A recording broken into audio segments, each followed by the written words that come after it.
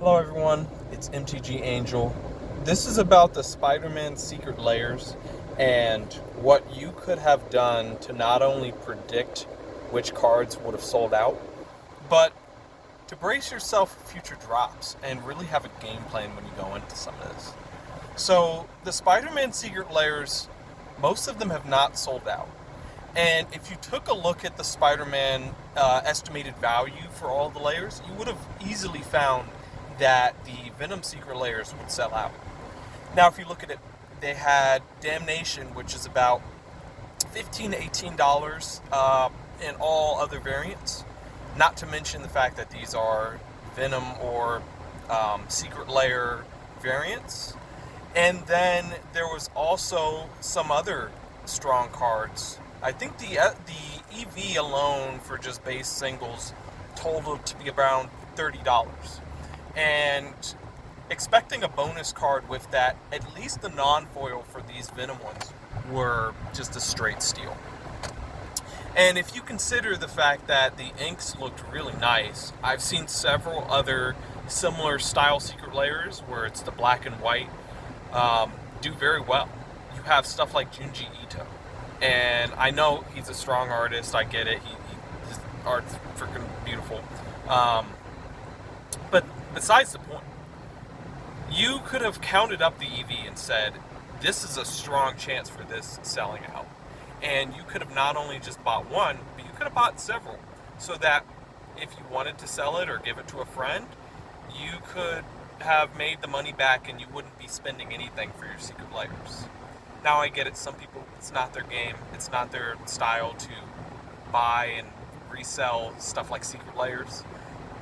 But for me, I love a free item. I love something that's free, and that way,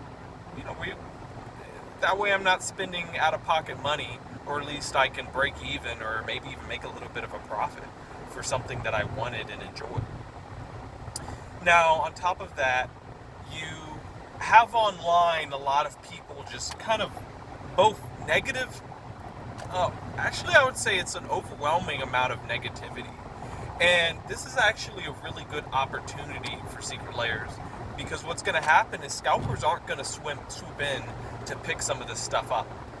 And especially because they limit it to two per purchase, a lot of this was going to be natural demand. I mean, if the scalpers are saying don't buy, that's me thinking I should look into buying it.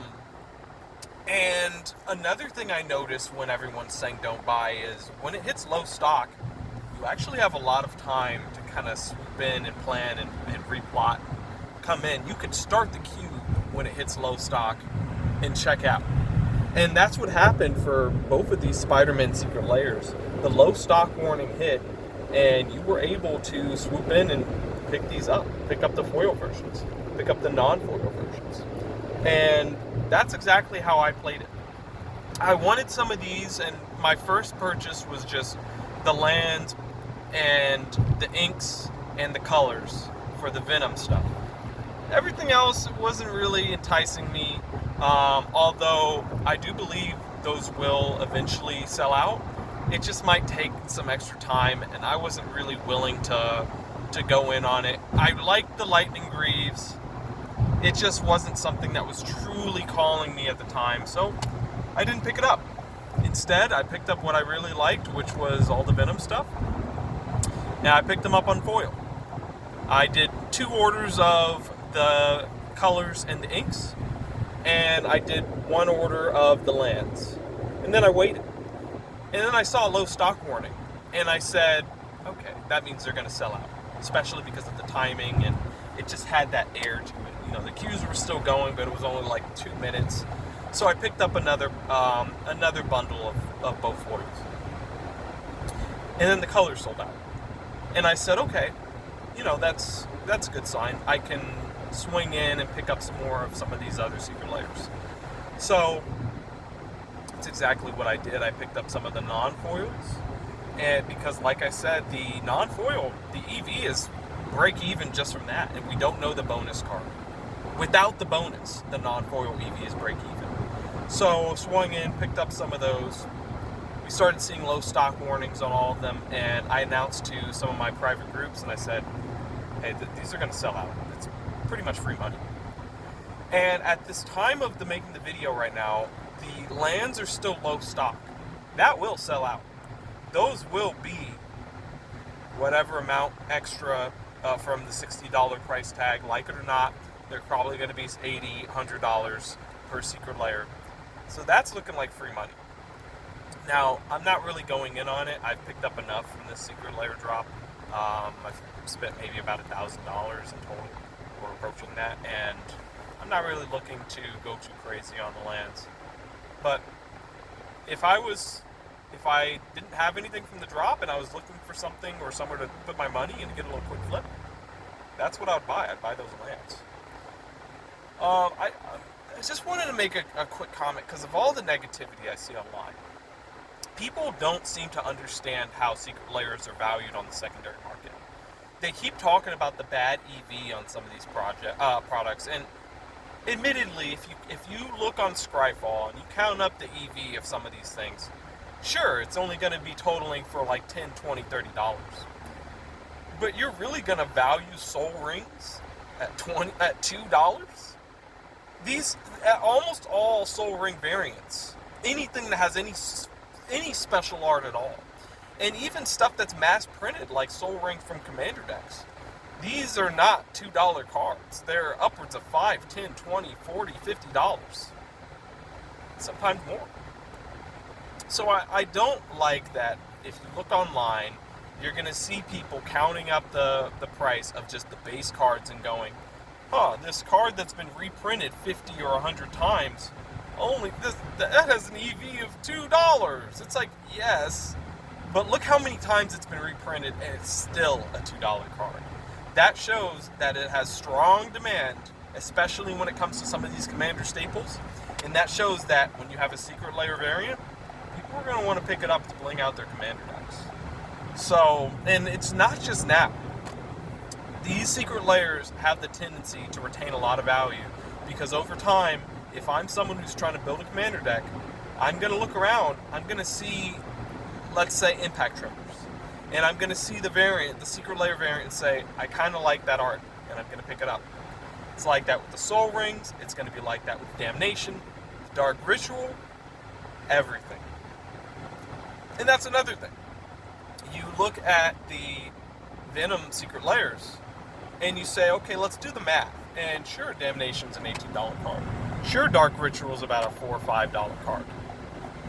But that's the lowest price you're seeing is $4 or $5 or $18. Any of the variants can actually go well upwards of that. So are you really going to call something like an Amonkhet Damnation just an $18 card? No. And I would put Secret Layers in the similar basket. It's alternate art for some of these crazy staples. Some of these very played, forever played staples. So this is just, maybe I'm going too long on this at this point. People need to make up their own minds and not look at online and not look at this kind of, I would say, trashy feedback. People don't know what they're talking about when it comes to valuing secret layers, especially before they actually get sold and get posted on the market. Some of these takes are just god-awful, especially when it comes to people saying the EV of secret layers are low. Don't look at the base lowest price for EV. Look at how often these cards are reprinted. Look at some of the higher value variant art. That will actually give you a much better gauge. And that's how you can kind of tell the price of some of these secret layers when all the sellers race to the bottom to sell the singles. You can tell which ones are easy pickups. Because look at Sliver Legion from the Atlanta Secret Layer bundle. Why is Sliver Legion a $25 card when for years this has been a $50+ card? That card is going to be $50 eventually. So if you don't have one, or if you ever wanted to make a sliver deck, or if you just want to make a little spec, think of stuff like that. That's the angle you need to do. And once you've done it once or twice, or once you've seen it actually work out, you'll tend to agree with me and kind of realize that you're being a little too negative. And even on the negative case, even on the most negative, pessimistic view on some of these secret layers, the Venom inks were an obvious buy. Gonna cut it off here. Like, comment, subscribe. Let me know if you actually bought some of these secret layers, or if maybe this video sways you and you pick up some of the lands, or maybe you bought some of the other ones that you didn't think would sell out. You just liked how it looked. That's kind of me with that Miles Morales Lightning Greaves. I'm looking to pick up a copy on the secondary market. Just that card. I don't really care about the belt soul ring. Even if stuff like that might sell well, it's not my thing. That's pretty much it, guys. Catch you later. Peace.